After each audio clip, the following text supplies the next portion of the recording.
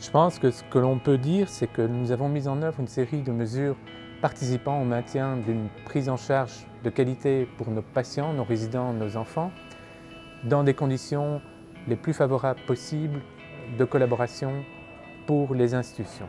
Dès le départ, l'organisation d'une cellule de coordination de crise transversale a permis d'évaluer de façon quotidienne l'évolution de la pandémie, mais également de définir les meilleurs moyens d'y faire face.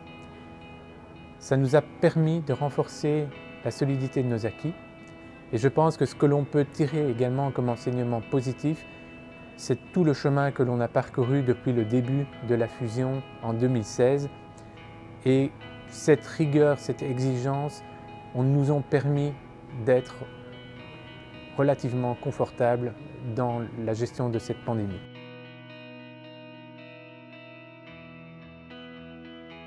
Je tiens tout d'abord à remercier le personnel qui était en première ligne sur le terrain.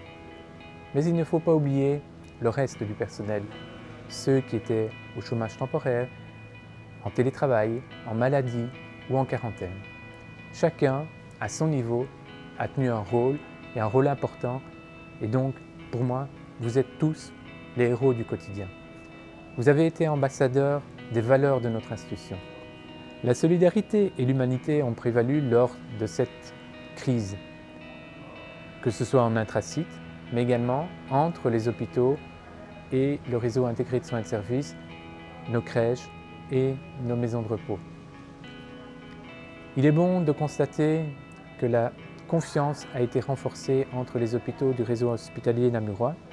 Et enfin, je tiens à remercier la population pour son soutien matériel, financier, mais également et surtout humain.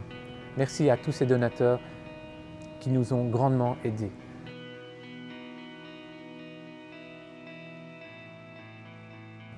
Grâce à vous, nous avons pu maintenir une activité hospitalière partielle pour les traitements lourds, les urgences et les patients chroniques, et ce, dans une qualité de soins préservée. Aujourd'hui, toutes les conditions sont réunies pour relancer l'activité, et ce, dans un environnement sécurisé, tant d'un point de vue d'hygiène que de logistique. Par une communication interne importante, nous veillons à vous tenir informés de l'évolution continue de la situation et des mesures associées.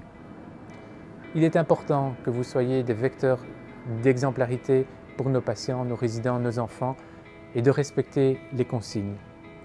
Une attention toute particulière est apportée également au soutien psychosocial, individuel ou collectif pour les équipes.